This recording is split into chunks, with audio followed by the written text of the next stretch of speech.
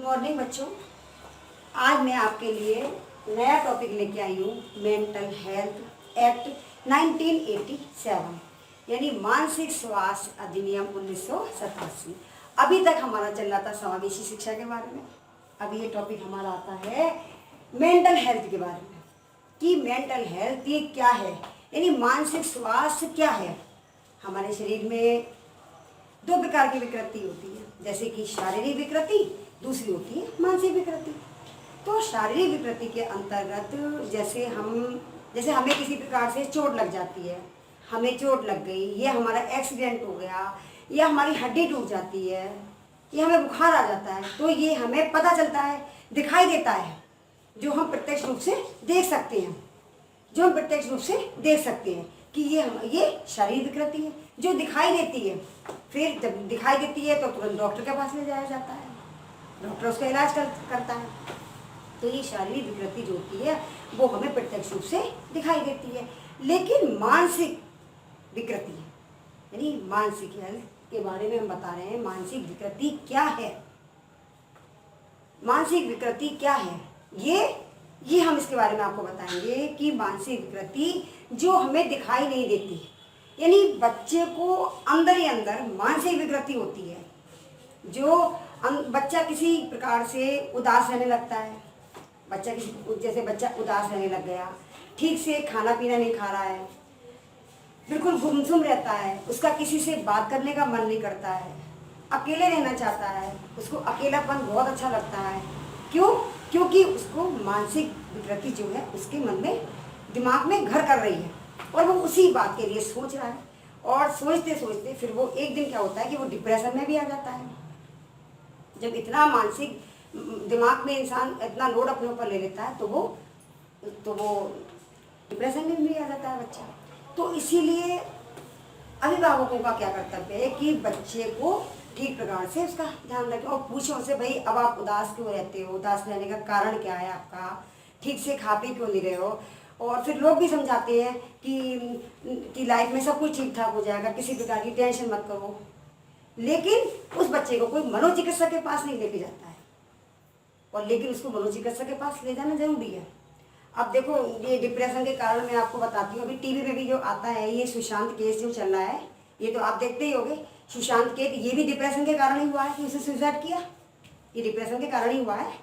तो इसलिए कुछ बच्चे हमने देखा है कि क्लास में कुछ बच्चे, ये 10th 12th वगैरह का जो रिजल्ट आता है, इसमें बच्चे कुछ जो फेल हो जाते हैं तो वो बहुत ज़्यादा मेंटल डिस्टर्ब हो जाते हैं, बहुत ज़्यादा मेंटली डिस्टर्ब हो जाते हैं वो।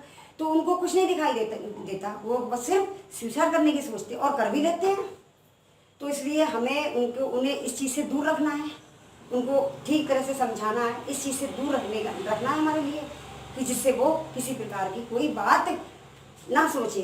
तो इसलिए हमें इस प्रकार से हमें इस बारे में अध्ययन कराना है कि ये मेंटल हेल्थ एक्ट 1987 क्या है। अब इसमें देखो बच्चों, मैं आपको बताती हूँ कि स्वतंत्रता से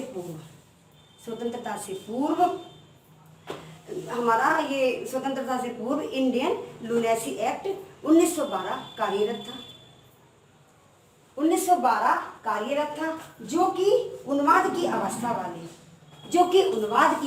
वाले और मानसिक स्वास्थ्य और मानसिक मंदता वाले, जो कि उन्माद की अवस्था वाले और मानसिक मंदता वाले बालकों को सुरक्षा प्रदान करना था। इसका मेन उद्देश्य था कि इन बच्चों को हमें सुरक्षा प्रदान करनी है।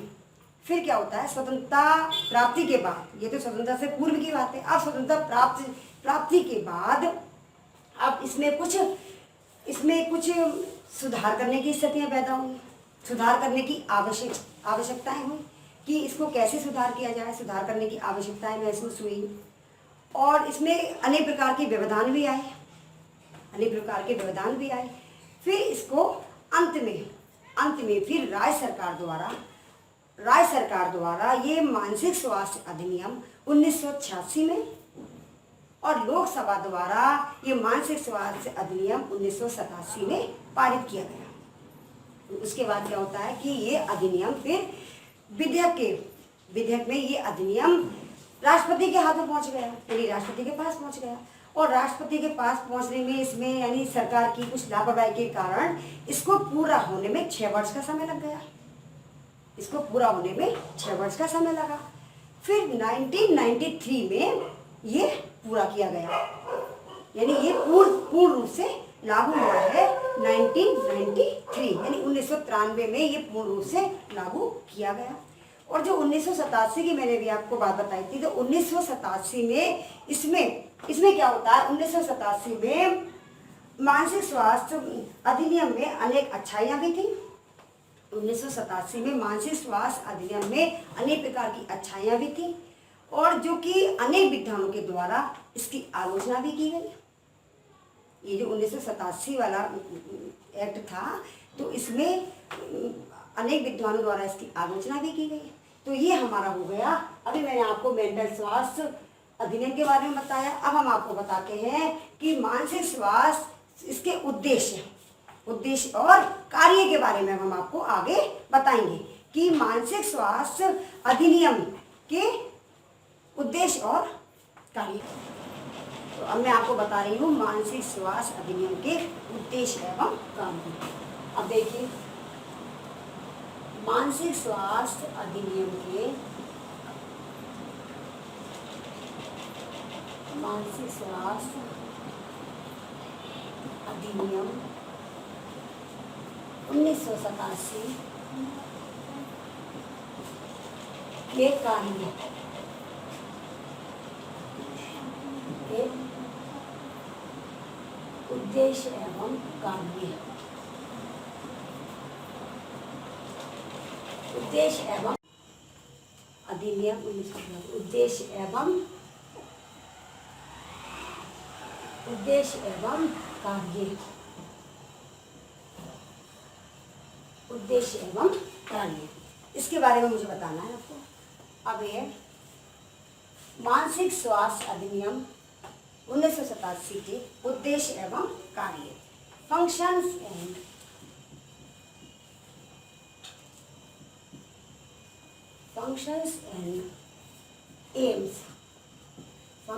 and aims of mental health,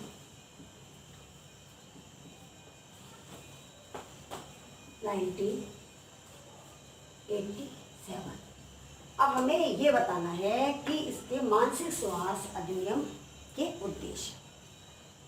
इन उद्देश्यों को बताते हुए मानसिक स्वास्थ्य अधिनियम में, मानसिक स्वास्थ्य अधिनियम का प्रमुख उद्देश्य क्या था? मानसिक मंदता और अक्षमता से ग्रसित, मानसिक मंदता और अक्षमता से ग्रस्त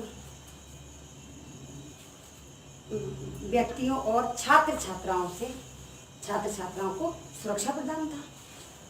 इसका मेन उद्देश्य था कि इन लोगों को सुरक्षा प्रदान की जाए, और सुरक्षा प्रदान करने के बाद इन लोगों को और मानसिक स्वस्थता की ओर ले जाना था, इस अधिनियम को, और इनको सुरक्षा की ओर ले जाना था। अब हम आपको इसके उद्देश्यों के बारे में जानकारी देंगे। अब जैसे पहला है हमारा मनोविकृति चिकित्सालयों का पर्यवेक्षण। नंबर 1, मनोविकृति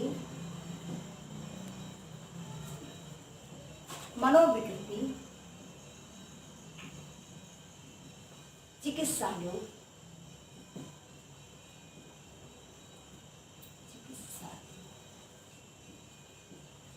का पर्यवेक्षण।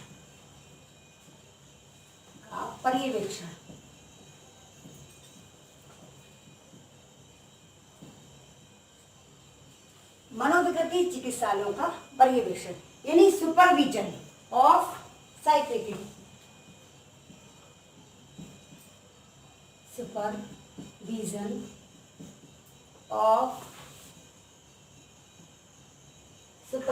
Of mental, supervision of psychiatry.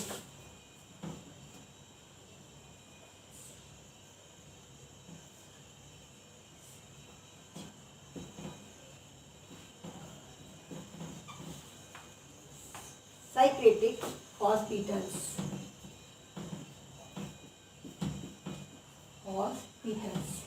ये हमारा पहला। अब इसमें क्या देखना है कि मनोविकृति, बच्चे की मनोविकृति के बारे में बताना है कि इस अधिनियम के अनुसार केंद्र और राज्य सरकार यानी केंद्र और राज्य स्तर पर उन समितियों का गठन किया जाएगा। इसमें उन समितियों का गठन किया जाएगा और तो समितियों के गठन करने के बाद फिर उसमें उनका निरीक्षण किया जाएगा कि ये मनोविकृति चिकित्सालय का पर्यवेक्षण करने में एक सुपरवाइजर होता है। जैसे इसमें जो समितियों का गठन किया जाएगा तो उसमें ये देखा जाएगा कि इसमें इन सभी चीज़ों की व्यवस्था पूरी तरह से है या नहीं, कि इन सभी में कि मनोविकृति संबंधी चिकित्सालयों की देखरेख करेगी और ये चिकित्सालय अपने उद्देश्यों को पूर्ण कर रहे हैं या नहीं। यदि नहीं कर रहे हैं तो फिर इनकी समस्याओं का समाधान किया जाएगा। यदि ये नहीं कर रहे हैं तो इनकी समस्याओं का समाधान किया जाएगा और उनको सुझाव प्रदान किए जाएंगे। ये हमारा आता है मनोविकृति चिकित्सालयों के पर्यवेक्षण के अंतर्गत। अब हमारा दूसरा पॉइंट आता है मनोविकृति चिकित्सालयों के लिए अनुज्ञा पत्र। दूसरा आता है मनोविकृति चिकित्सालयों के लिए अनुज्ञा पत्र। चिकित्सालयों के लिए अनुज्ञा पत्र।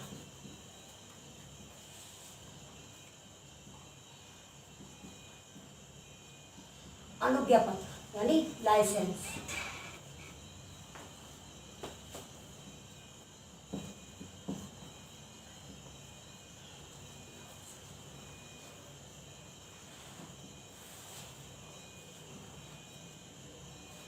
लाइसेंस ऑफ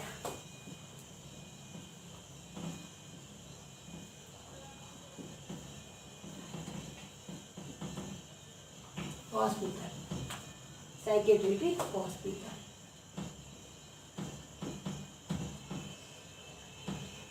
हॉस्पिटल्स यानी मनोविकृति। अब हमारा ये इस उद्देश्य में अब दूसरा पॉइंट आता है हमारा मनोविकृति चिकित्सालयों के लिए अनुज्ञा पत्र। तो इसमें क्या बताया, इस अधिनियम के अनुसार क्या बताया गया है कि इसमें किस तरह का होता है कि जिसके माध्यम से संबंधित चिकित्सालयों को अनुज्ञा पत्र प्रदान किया जाएगा।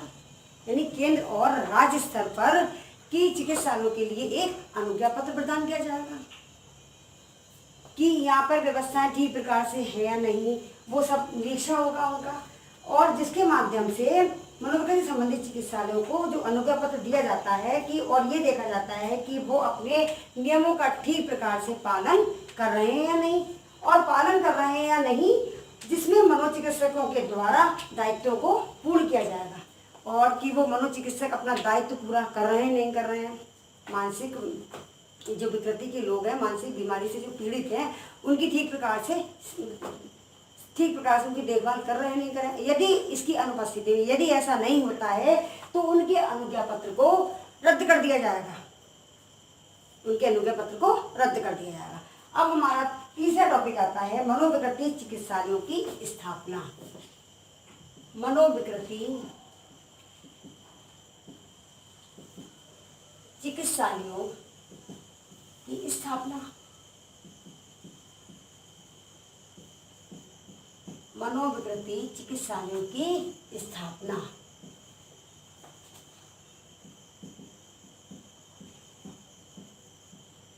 मनोविकृति चिकित्सालयों की स्थापना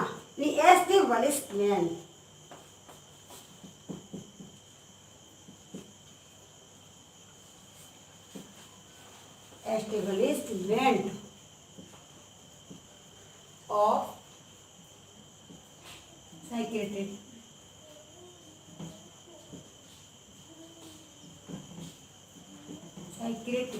hospitals।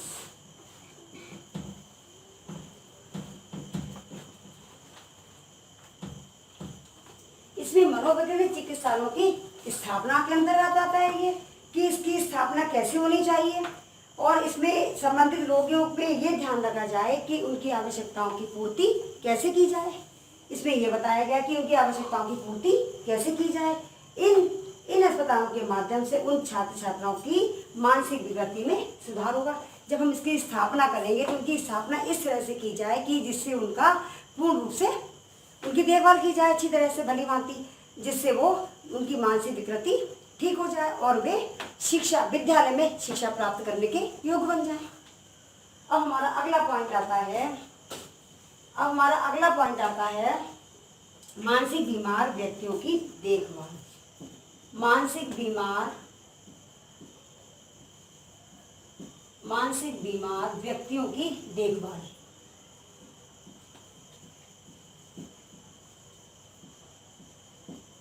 मानसिक बीमार व्यक्तियों की देखभाल।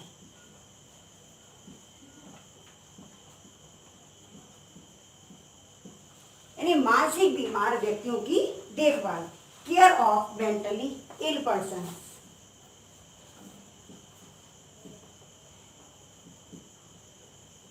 मेंटली इल पर्सन्स,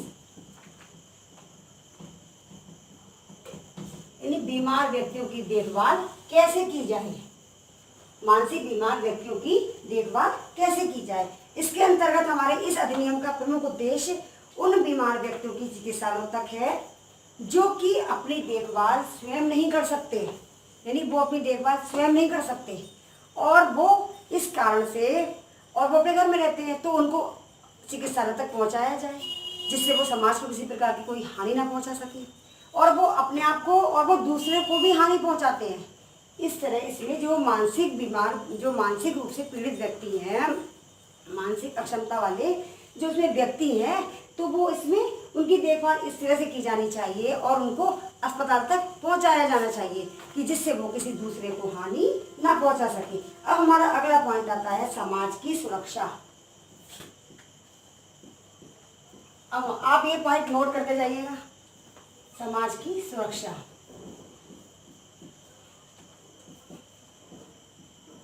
समाज की सुरक्षा यानी सिक्योरिटी ऑफ सोसाइटी।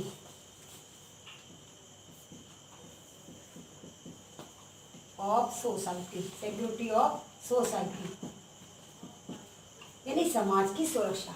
अब इस अधिनियम के अंतर्गत हमें समाज की सुरक्षा करना है। जो मानसिक मंदता वाले लोग हैं इनसे हमें समाज की सुरक्षा करना है। अब समाज की सुरक्षा हम कैसे करेंगे कि इनको हमें जो मानसिक रूप से अस्वस्थ व्यक्ति समाज के सामान्य व्यक्तियों को भी ग्रसित कर देते हैं, समाज के सामान्य व्यक्तियों को भी अपनी बीमारी से पीड़ित कर देते हैं, तो इनको हमें समाज से दूर रखना है। और इसके लिए हमें यदि वो चिकित्सालय में रहेंगे तो उनकी देखभाल ठीक प्रकार से हो सकेगी और जब वो अस्पताल में रहेंगे तो उनकी देखभाल ठीक तरह से हो सकेगी और फिर वो उसके बाद में वो लोग पूर्ण स्वस्थ हो जाएंगे तो वो समाज में मुख्य धारा से खुद ही जुड़ जाएंगे। इसलिए हमें समाज की सुरक्षा का भी ध्यान रखना है। अब हमारा अगला पॉइंट आता है मनोविकृति चिकित्सालयों में प्रवेश। छठा आता है हमारा मनोविकृति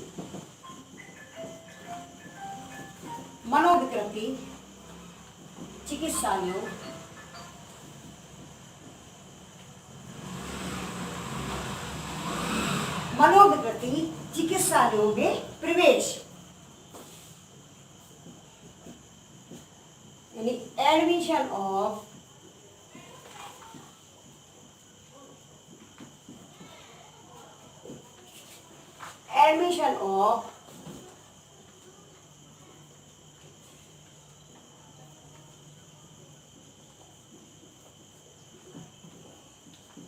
साइकियाट्रिक हॉस्पिटल्स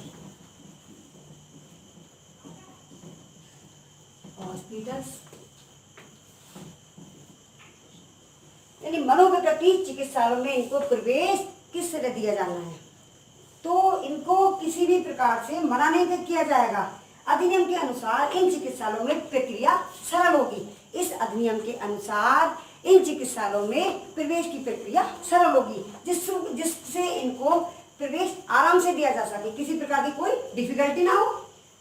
तो जो मानसिक रूप से अस्वस्थ व्यक्ति हैं तो उनको अस्पताल तक पहुंचाया जाएगा या किसी अभिभावक के द्वारा या किसी अन्य व्यक्ति के द्वारा उनको अस्पताल पहुंचाया जाएगा जिससे उनकी देखरेख अच्छी तरह से हो सके और इनको प्रवेश करने में किसी प्रकार की कोई कठिनाई का सामना न करना पड़े।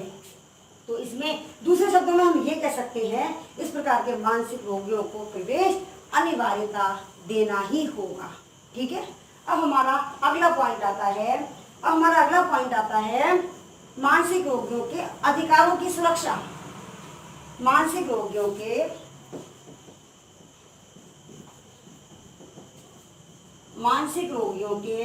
अधिकारों की सुरक्षा।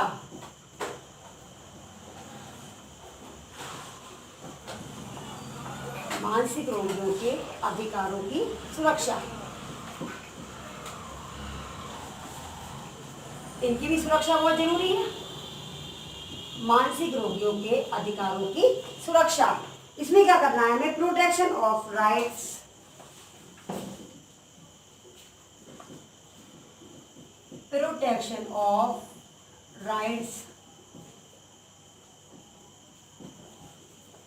यानी अधिकार, protection of rights of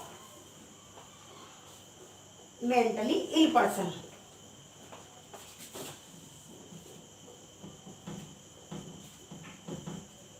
mentally ill person यानी बीमार व्यक्ति, इल पर्सन्स। मानसिक रोगियों के अधिकारों की सुरक्षा करना भी हमारा इसमें मेन उद्देश्य है कि इस अधिनियम का प्रमुख उद्देश्य मानसिक रूप से बीमार व्यक्तियों के अधिकारों की सुरक्षा करना, यानी इनको अधिकार दिए जाएं, इनको भी अधिकार दिए जाएं कि इनका उपचार किस प्रकार होना है।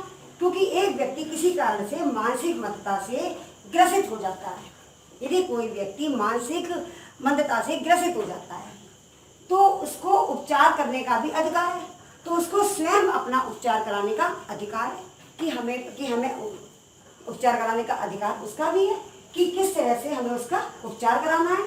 इस प्रकार की सभी संभावनाओं को सिद्ध करने के लिए इन चिकित्सालयों की स्थापना की गई है। अब हमारा अगला आता है सामान्य रूप से। अब अगला आता है हमारा 8, सामान्य मानसिक अस्वस्थ व्यक्तियों की सुरक्षा। सामान्य मानसिक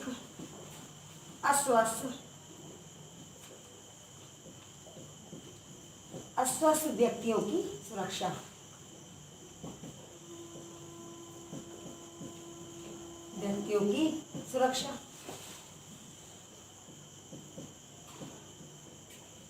कि सामान्य मानसिक अस्वस्थ व्यक्तियों की सुरक्षा, security of normally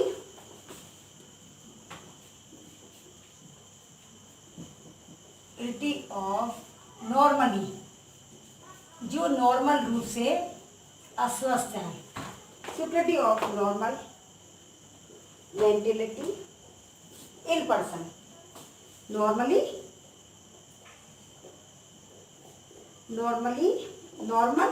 mentally ill person, normal यानी जो सामान्य रूप से है, यानी नॉर्मल मेंटलिटी इल पर्सन।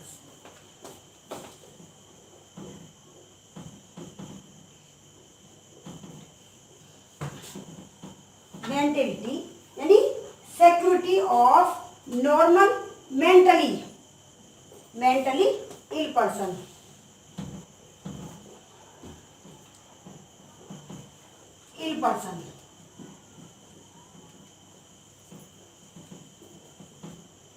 जो हमारे सामान्य रूप से अस्वस्थ व्यक्ति है।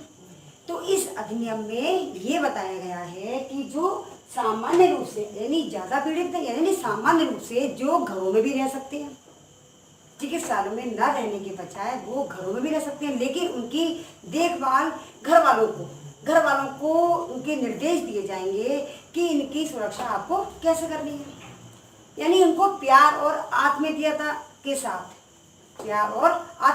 साथ उनकी देखभाल की जाए। तो उनके अभिभावकों को, उनके सगे संबंधियों को ये परामर्श देनी है कि इनको आप इनके साथ में इस तरह का व्यवहार करिए जिससे ये लोग जल्दी ठीक हो जाए।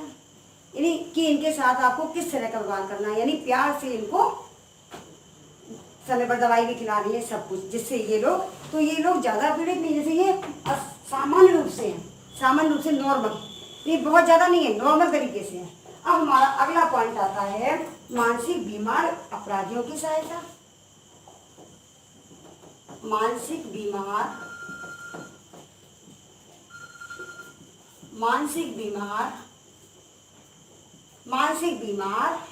अपराधियों की सहायता। आप ये पॉइंट उतारते जाना। अपराधियों की सुरक्षा,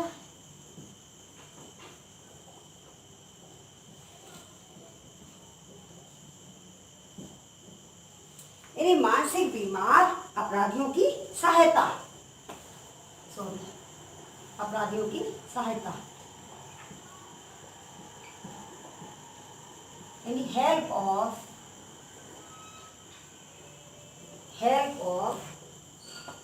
मेंटली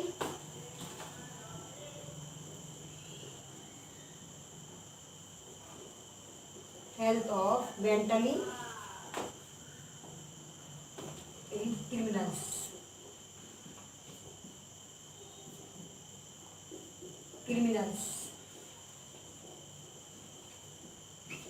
यानी बीमार अपराधियों, help of mentally in criminals.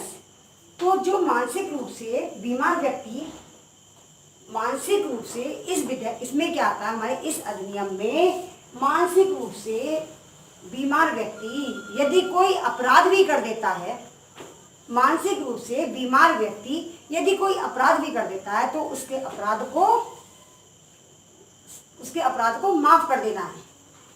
यदि कोई व्यक्ति किसी प्रकार का कोई अपराध कर देते हैं तो उनकी सहायता करके उनकी आपराधिक प्रवृत्ति को दूर करना है, उनको प्यार से उनकी जो आपराधिक प्रवृत्ति है उनको दूर करना है, यानी उनको किसी प्रकार का कोई दंड नहीं दिया जाएगा। उनकी आपराधिक प्रवृत्ति को दूर करते हुए और मानसिक विकृति संबंधी चिकित्सालयों में रखकर और उनको मानसिक विकृति चिकित्सालयों में रखकर उनकी गतिविधियों में सुधार लाया जाए।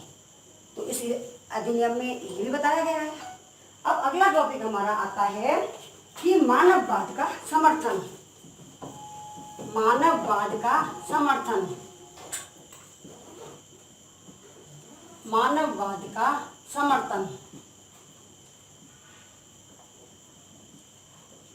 मानववाद का समर्थन, यानी सपोर्ट टू ह्यूमनिज्म।